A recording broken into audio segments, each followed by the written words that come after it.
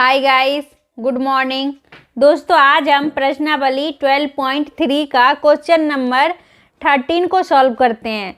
तो question number 13 हमारा कह रहा है आकृति 12.31 में एक चतुर्थांश OPBQ के अंतर्गत एक वर्ग OABC बना हुआ है। यदि OA बराबर 20 सेंटीमीटर है तो छायांकित भाग का क्षेत्रफल ज्ञात कीजिए और पाई का जो मान है वो 3.14 लेना है। तो दोस्तों पहले हम आकृति आपको 12.31 को दिखाते हैं। तो देखिए दोस्तों, आपकी आकृति ये है, ये हमारी आकृति है 12.31। और दोस्तों देखिए, ये हमारा OPBQ जो है एक वृत्त का चतुर्थांश है। OPBQ ये हमारा एक वृत्त का चतुर्थांश है। और OABC ये हमारा एक वर्ग है। तो दोस्तों O हमारा वो दे दिया है 20 सेंटीमीटर, ये हमारा 20 सेंटीमीटर दे दिया है। दोस्तों कह रहा है तो छायांकित भाग का क्षेत्रफल, छायांकित जो मेरा ये भाग है इसका क्षेत्रफल ज्ञात करना है। दोस्तों आप जानते होंगे वर्ग की चारों भुजा आपस में बराबर होती है। तो OA हमारा 20 दिया हुआ है तो ये भी हमारा 20 हो जाएगा, OCB भी हमारा 20 हो जाएगा, CB भी हमारा ये 20 हो जाएगा और AB भी हमारा 20 सेंटीमीटर हो जाएगा। दोस्तों ये आपको पता होगी। सबसे पहले दोस्तों हम वर्ग का क्षेत्रफल निकाल लेते हैं। तो चलिए दोस्तों हम वर्ग का क्षेत्रफल निकालते हैं। वर्ग चूंकि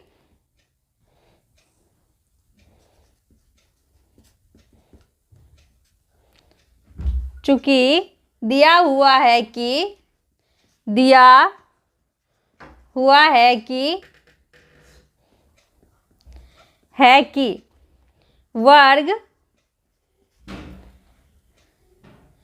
वर्ग OABC में OA बराबर 20 सेंटीमीटर। तो दोस्तों वर्ग की चारों भुजा आपस में बराबर होती है। तो सबसे पहले दोस्तों हम यहाँ निकालते हैं वर्ग का क्षेत्रफल। तो वर्ग का क्षेत्रफल बराबर होता है भुजा स्क्वायर। तो दोस्तों हम भुजा हमारा एक भुजा दिया हुआ है 20 सेंटीमीटर।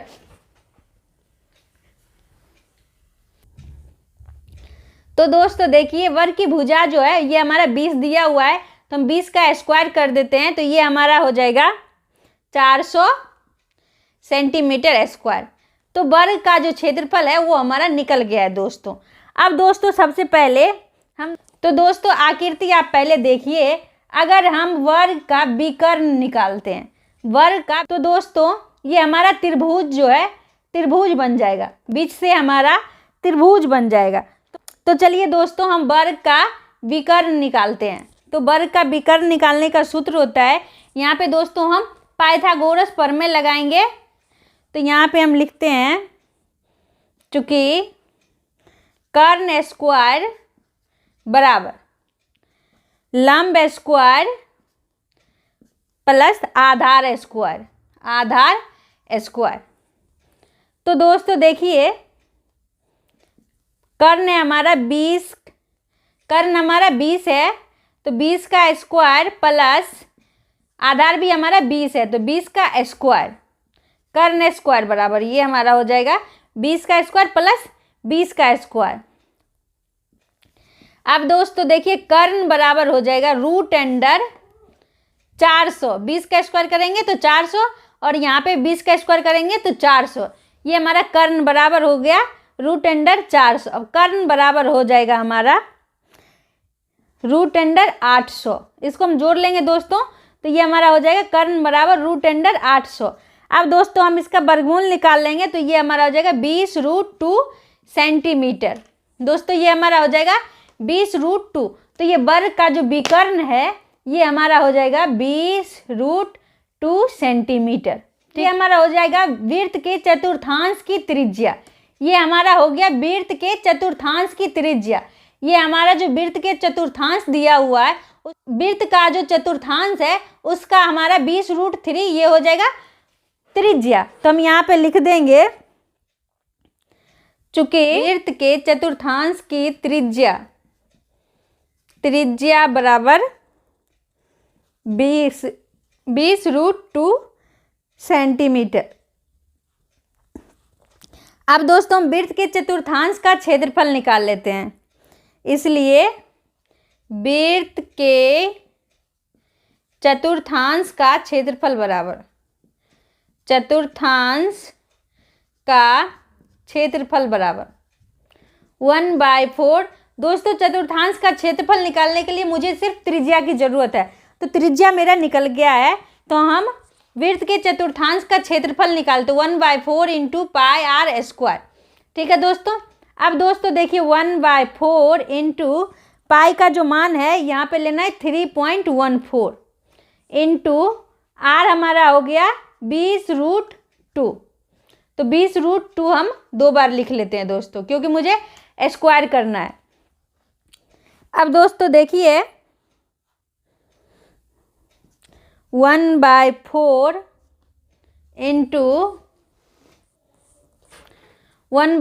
इंटू इसको हम दशमलव हटा देते हैं तो 314/100 इंटू ये दोनों को हम गुना कर लेंगे दोस्तों। 20 से 20 को गुना करेंगे तो 400 और 400 में 2√2 और √2 2 हो जाएगा, तो ये हमारा हो जाएगा 800।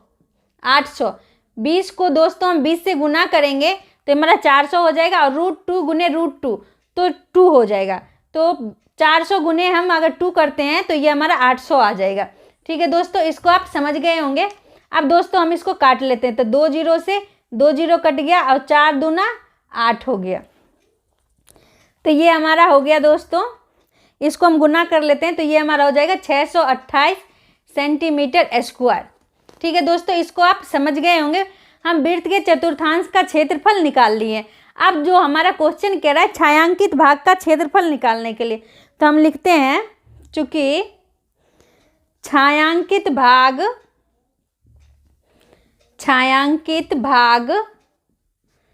का क्षेत्रफल बराबर को आकृति को दोस्तों आप देखिए, जो बड़ा होता है उसमें से हम माइनस कर लेते हैं। तो वृत्त का चतुर्थांश है हमारा ये बड़ा है और वर्ग जो है हमारा छोटा है, तो हम यहाँ पे वृत्त के चतुर्थांश में से माइनस कर देंगे वर्ग का क्षेत्रफल।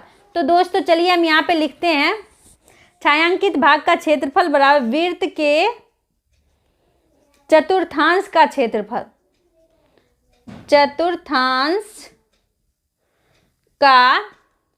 क्षेत्रफल माइनस वर्ग का क्षेत्रफल